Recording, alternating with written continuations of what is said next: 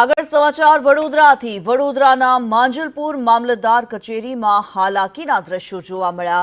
Ration card, આધાર card, કેવાયસીને લઈ લાંબી લાઈનો લાગેલી જોવા મળી। નોન ક્રિમિનલ સર્ટિફિકેટ માટે પણ લાંબી લાઈનો લાગી। અરજદારોની કચેરી બહાર પણ લાંબી લાઈનો જોવા મળી રહી છે। એક રૂમમાં 150 થી 200 જેટલા લોકો ઊભા રહ્યા છે। હજારો અરજદાર વચ્ચે ફક્ત 5 જ ઓપરેટર છે। સિનિયર સિટીઝન સહિત બાળકો પણ પરેશાન જોવા મળી રહ્યા છે। 4 દિવસથી ધક્કા ખાવા છતાં પણ કામ નથી થતા। ફરી એકવાર વડોદરા શહેરમાં સરકારી કામકાજો માટે લાઈનો જોવા મળી રહી છે। નાગરિકો કતારોમાં ઊભા રહેતા જોવા મળી રહ્યા છે અને આ દ્રશ્યો છે માંજલપુરની મામલતદાર કચેરીના કે અહીંયા આધાર કાર્ડ, રાશન કાર્ડ હોય કે કોઈ પણ સરકારી કામ હોય તે માટે અહીંયા લોકોની લાઈનો લાગેલી છે। વહેલી સવારથી લોકો અહીંયા આવી જાય છે। કેવાયસી કરવું હોય કે રાશન કાર્ડમાં નામ ઉમેરવું હોય કે કમી કરવું હોય તમામ માટે અહીંયા લાઈનો જોવા મળે છે। તમે આશાનું કામ લઈને અહીંયા આવ્યા છો? રાશન કાર્ડમાં નામ કમી કરવા માટે કામ કરીને આવ્યા છે। અને કેટલા વાગે અહીંયા આવ્યા? સવારે 9 વાગે પહેલાં આવ્યા હતા, હજુ નંબર આવ્યો નથી। સવારે 9 વાગ્યાના આવ્યા છે? હા હા। તો લાઈનો આટલી જ રહે છે? સવારે નાટી દે છે। કર્મચારી કેટલા વાગ્યા? બસ એ 9-10 વાગે જેવું આવી જાય, 10 વાગે આવી જાય। એપ્રિલ મહિનામાં આપ્યું હતું, એપ્રિલની 20 ત્યાં ગયા હતા કે નામ મળે કે કાકા તો કે તમે ફરી જાઓ તો કાલે આવ્યા હતા કે તમારી એક છોકરીનું નામ મળી ગયું છે કે એને કઢાવો નહીં તો કેવાયસી કરાવો। તમે બેન કેટલા વાગ્યા? અમે 3 દિવસથી ધક્કો ખાઈએ છીએ। નંબર લાગે એવું કોઈ કન્ડિશન છે નહીં, કારણ કે આગળ લાઈન વધી પાછળ કરાવી। તમે બી સાહેબ? મેં રેશન કાર્ડ માટે આવ્યો કેટલા વાગ્યાના આવ્યા? સાડા 10, સવા 10। આ 2-3 દિવસથી ધક્કા જ કરું છું। બધાને ધક્કા જ ખાવા છે અહીંયા, એવું છે?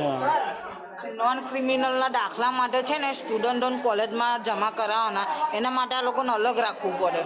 એ પણ ભેગું જ છે? હા, આવકના દાખલાનું નોન ક્રિમિનલ બધું એક જ જગ્યાએ કરે?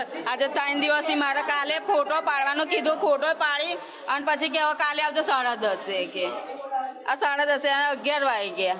બેન, આ તમામ કામ એક જ જગ્યાએ થાય છે અહીંયા? બંને લાઈન છે। સવારે કેટલા વાગે ઓફિસ ખુલે છે? 10:30। આ નોન ક્રિમિનલ માટે વધારે લાઈન છે કોલેજની યુવાનોની, તેવું લાગે છે? નોન ક્રિમિનલ સર્ટિફિકેટ માટે તે અહીંયા થાય છે? બધું જ રેશન કાર્ડ, રેશન કાર્ડ, આવક દાખલો બધું જ તમામ। તમે 3 જ કર્મચારી છો? તમે 3 જ કર્મચારી છો અહીંયા? ઓપરેટર તરીકે છું। પબ્લિક હજુ પણ ઓપરેટરની જરૂર લાગે છે? અહીંયા વધારવી જોઈએ, સ્ટાફ વધારવો જોઈએ? હવે મેડમ ગણીને 5 અહીંયા કર્મચારીઓ છે કે જેઓ હજારોની સંખ્યામાં અરજદારોના કામ માટે અહીંયા બેઠા છે। સ્ટાફ વધારવાની જરૂર છે અને જે રીતે હાલ કોરોના કેસ વધી રહ્યા છે ત્યારે હજુ પણ સતર્કતા દાખવવાની જરૂર છે। ત્યાં તો સોશિયલ ડિસ્ટન્સ કે હજી કોઈ પણ અહીંયા નિયમો જળવાતા નથી। તમે કેટલા વાગે આવ્યા છો? 7 વાગે। સવારે 7 વાગ્યાના આવ્યા છો? કામ થયું કે નહીં થયું? થઈ ગયું। હજુ કશું નહીં થયું। 7 વાગે આવીને ઊભા રહીએ અમે। હે, કામ ધંધો છોડીને આવીને અમે ઊભા રહેવાના અમારે।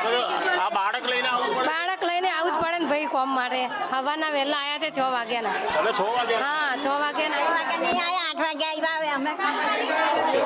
કોઈ 6 વાગ્યાનું, 7 વાગ્યાનું, 8 વાગ્યાનું આવ્યું છે, લાઈનોમાં ઊભા છે। અહીંયા આટલી ભીડ છે, કામ થતા નથી, સ્ટાફ ઓછો છે અને આ પ્રકારની ભીડો તમામ આધાર કાર્ડ કે સરકારી કામ માટેની લાગી છે ત્યારે નાગરિકો ક્યાં જાય તે સવાલ અહીંયા ઊભો થયો છે। કેમેરા પર્સન નિકેશ સોલંકી સાથે કુણાલ શર્મા, સંદેશ ન્યૂઝ, વડોદરા।